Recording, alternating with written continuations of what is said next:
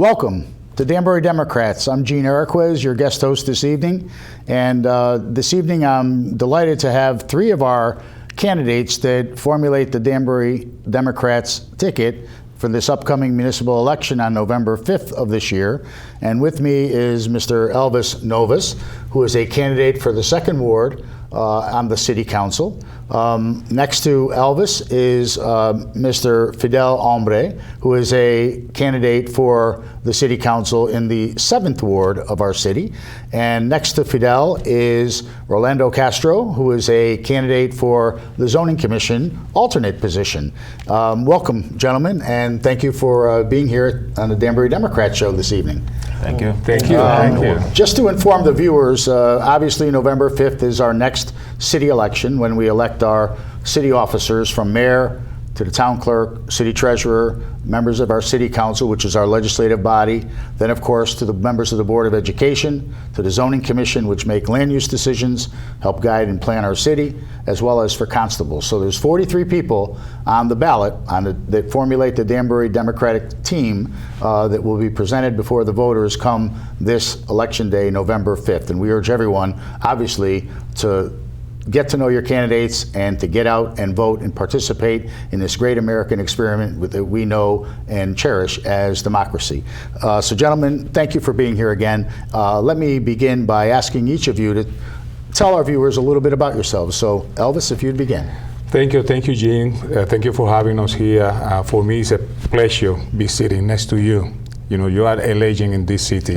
Thank you. Thank you. I'm Elvis Novas. I've been living here in Danbury for 14 years already. I'm a private employee. I work for Meredith Corporation as a software engineer. I've been working for that company for about 19 years already. Also here, I'm basically a community person. You know, I'm involved in different organizations like a Dominican Club. I'm the president, currently the president of the Dominican Club, where we do a lot of different activities, you know, like social events, sports activities, also cultural events. Through those organizations, we try to bring the people together, the family together, to bring some of our culture, Dominican culture, to the city of Danbury, the great city of Danbury that really I love, you know, and it's been great for me to be, you know, in this city, and that's why I'm, you know, trying to run, you know, for city council. Well, we're delighted to have you on the Democratic team, and certainly look forward to having you get elected on November 5th and serve our city council and serve the people of Danbury as you desire. And certainly, you know, our city has been blessed, as we've spoken earlier about before the show began, about the diversity within our city, which really lends to the strength of this city. It's a beautiful mosaic that comprises the city of Danbury, and we need to have people who represent our city government that are representing the people who actually reside in the city of Danbury. So a representative government means that we need to embrace that diversity and have diversity within our team and certainly within our elected offices. So we're grateful for your participation and your involvement, not only in seeking office, but certainly your involvement within the community that adds to the fabric and the strength of the fabric of the city of Danbury. So Fidel? Thank you. I really feel happy to be right here with you. Like Elvis said, you are a legend right here. Because when you was mayor, I got the opportunity to be with you on too many activities before. And one thing, my last name is Hombra, not Hombre. Normally people call me Hombre. I don't know why. Hombre is man in Spanish. That's right. In English, I'm not Hombre. But Hombra, it ends in an A, not an E. Yeah, you're right. I live from Danbury for over 30 years. I came to Danbury in 1989. Always involved in the community. I was president of the Dominican Cultural Society for too many years. Also, I had the first Dominican dance group right here in the city. Also, I'm part of the Dominican Club. And also, for too many years, I was part of the Hispanic Center. I don't know if the Spanish Center is still, but I was part of that when Maria Cinta was running. That's right. Yep. Yeah, I was part of the Spanish Center. I was working in the community and feel part of this community. I know this community needs change, a lot of change. It's time to change, and I believe this November 5 can be the time. to prove that we can do it. We have what we said before. We have a multicolor city and multicolor ticket now. Right. I'm really happy with this group and with mis amigos now also. The tres amigos. That's right. Because we are from Dominican Republic, all three. And I really feel really happy to be part of the party. Yep, thank you, and we're grateful again to have you part of the team, and certainly to be representing not only people of Dominican heritage, but everybody. It's everybody within the city, and that's what you're intending to do. But bringing that element to the community and embracing the various cultures, bringing your culture within the community makes our city a stronger place, and that's what you've been doing for years here within the city. And we're just delighted that you've presented yourselves as candidates to be able to help run our city government as well. Orlando? Hey, thank you, Eriquez, for having us here. For me, it's also a pleasure having you interview myself because, growing up, you were the mayor of the city, and it was an honor all the times I got signatures on my honor roll list or, so on. So it's a pleasure to be here with you, and it's a pleasure to be here with these guys. These guys, we get along in the city. We are involved in different groups. Me, I've been here in Danbury, since 1994, so going on 20 years now. Very, very proud to be a Danburian. I love this city. I love what it stands for. I love the diversity of the city. Personally, I grew up, graduated from Abitech, great school that taught me a lot. Made good friends that I still keep in touch to this day. And it showed me that, sometimes when you want something, you got to go out and get it yourself. So that's exactly what I did. I invested on myself. I am a self-employed at the moment. I have a couple local delis that provide the city with great food. So I'm very proud of. I can attest to that. Thank you very much. Thank you very much for that. So I take it personally to be on this ticket. It's an honor for me to get a call from the Democratic committee to get involved, and I believe that we all stand for the same thing. I think that Danbury is in need for a change. I respect the people that are in office at the moment, but this is public, so now we're looking for a change, and as we've been saying throughout the whole campaign, change is here and change is now. And I believe that even people that are independent, people that are from the Republican Party, even they notice that Danbury is in need for a change. So I think that now is the time. Now is the time. We have a great candidate, obviously, leading the top of the ticket in Chris Sotero. Certainly, Chris, I know well because when I had the honor and the privilege to serve as mayor of the city, Chris was a member of the city council and served as the city council president. So we worked very closely together. I know he's a very smart, capable individual. He's got a very caring individual, compassionate individual, and he will represent not only the city well, but he will lead us well. And it's time for a new vision, new leadership, new ideas. Danbury needs to move forward here in this 21st century, and I believe Chris Sotero and the entire Democratic team that we've been able to put together and present to the voters come November 5th will indeed do that.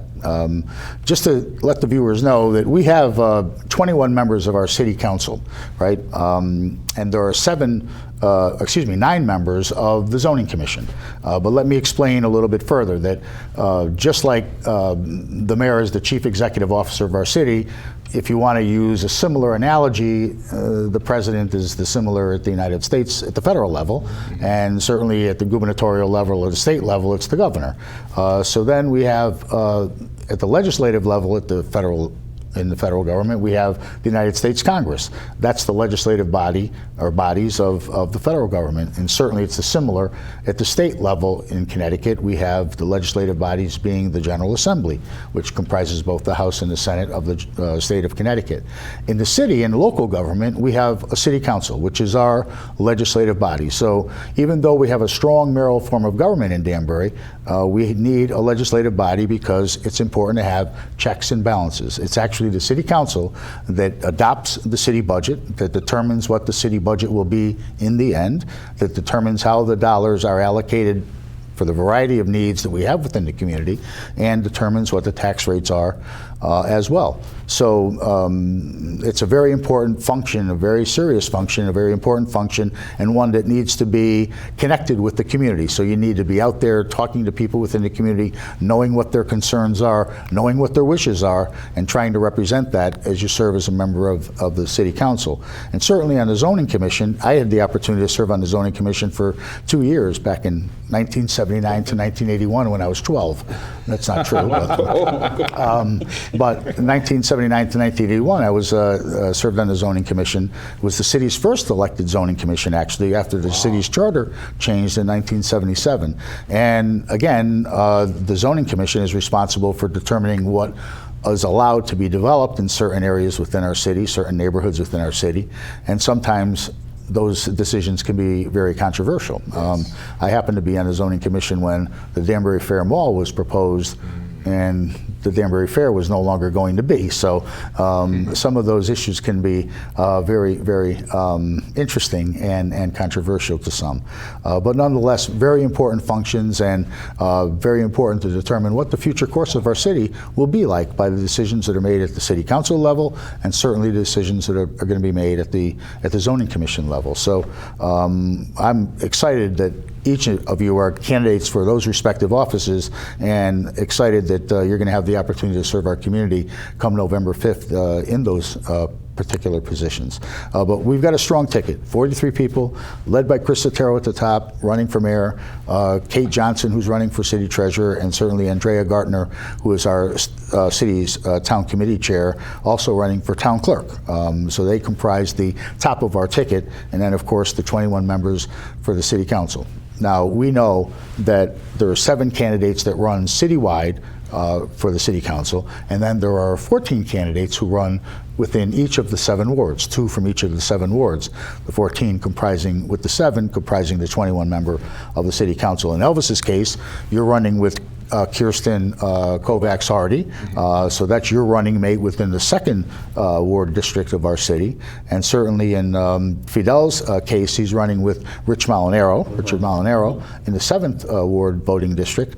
And certainly in Rolando's case, he's running citywide. He's running the entire city. So all 7 ward voting districts in the city will have an opportunity to vote for Rolando, whereas for Elvis, it'll just be within the 2nd ward, and for Fidel, it will be just in the 7th ward. Other candidates, obviously, like mayor and the other top of the ticket candidates, people for the Board of Education, Zoning Commission, are people have an opportunity citywide to be able to choose those candidates. Tell us, Elvis, starting with you, if we could, some of the things that you would like to see happen or do or change, however you would like to, what you believe your platform would be, what you would bring to the City Council if you were elected, and what you'd like to see happen within the city of Danbury under Mayor Sotero, and certainly with a Democratic majority on the City Council. Yeah, definitely, you know, we need change. When I moved back in 2005 here to the city, I moved here, you know, hoping to find that place. I was coming from New York, hoping to find that place for my family. It's been so different since 2005 and now 2019. So nothing has improved, basically. So we're going down south.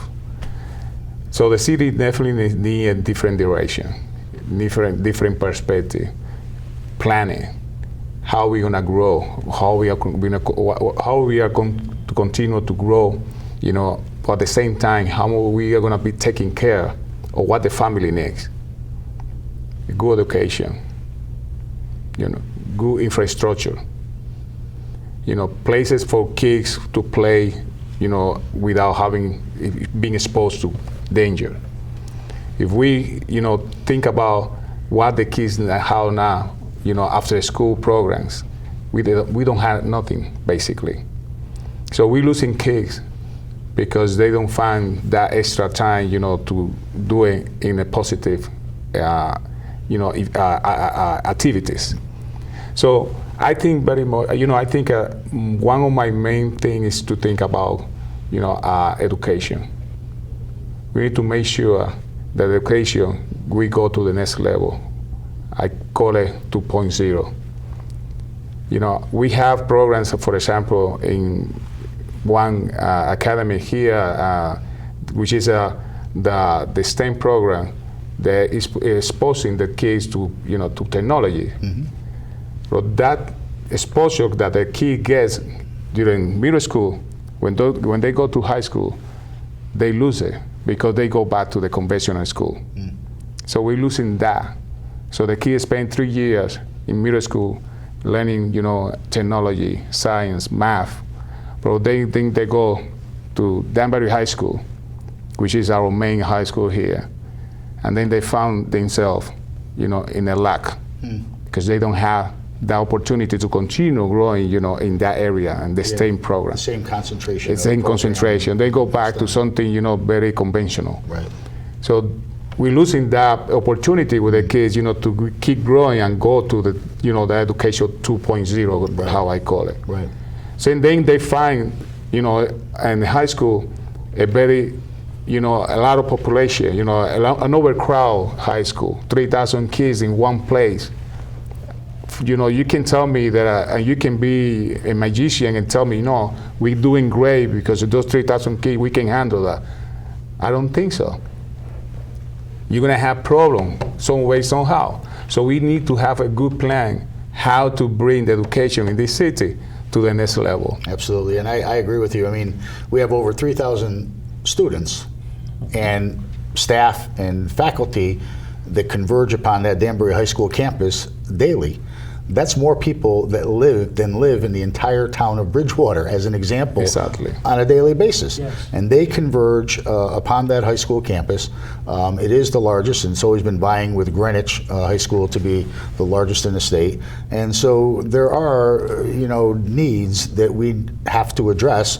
And what's sad, in my view, is that over the last 18 years, the city of Danbury has slipped in its ranking of the 169 cities and towns in the entire state of Connecticut.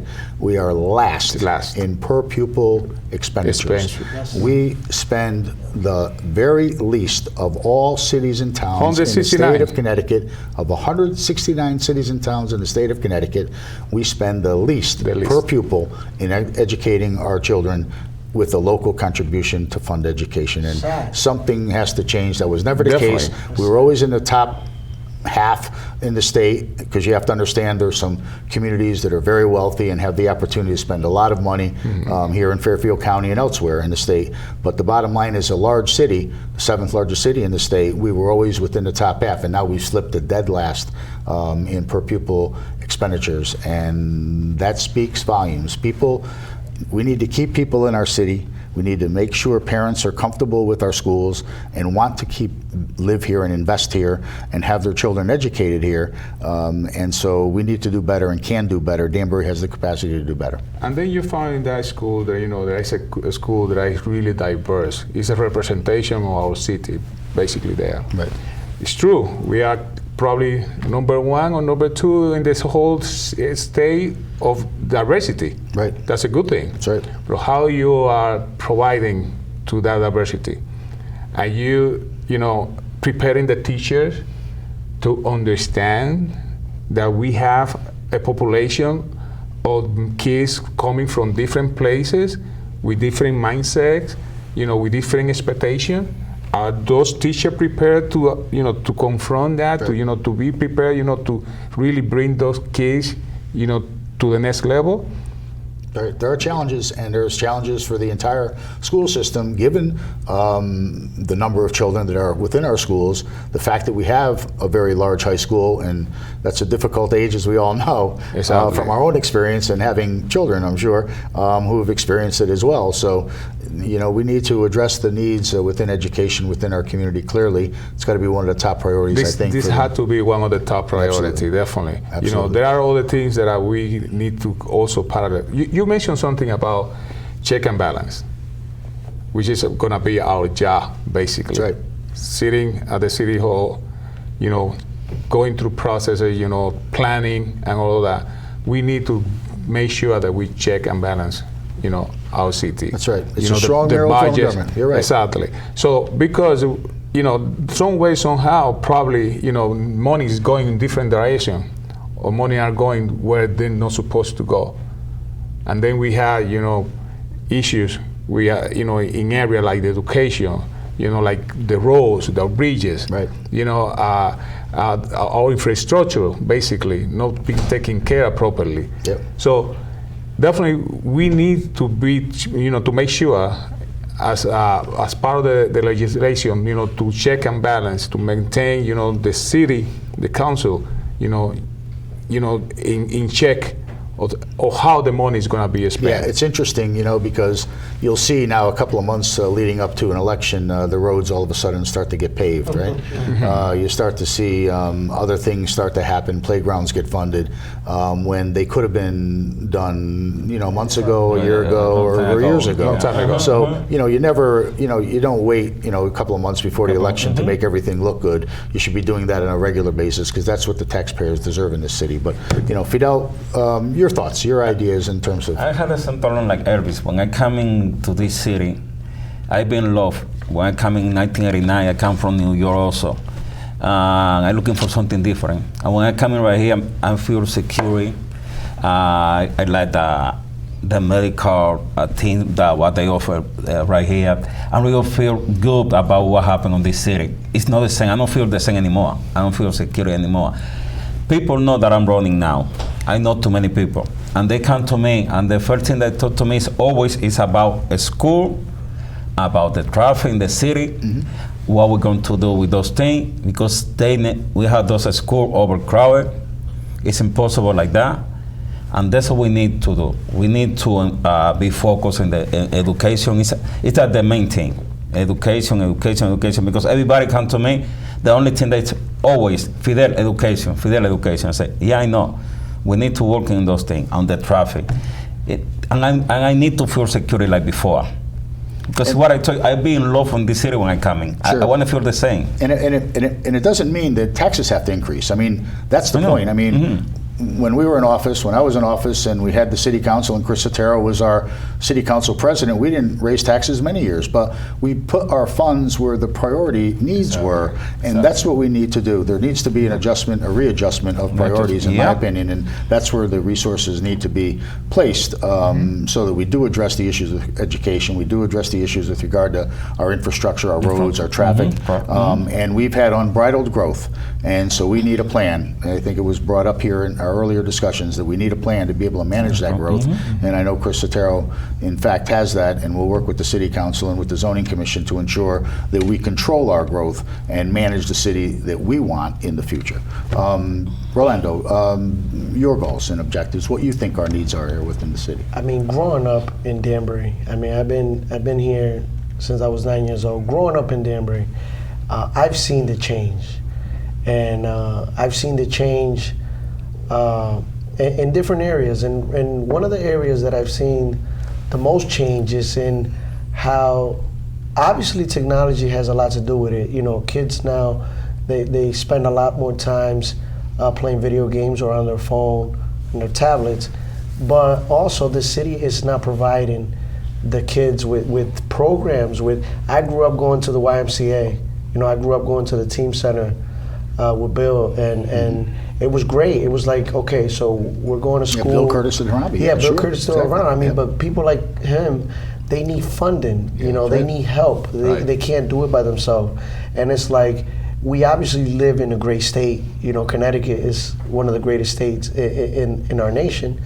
So we have the ability to get the funding. It's just, we have to have the right people on at the City Hall to be able to provide the funding to the rest of the city, because we are losing kids, Gene. We are.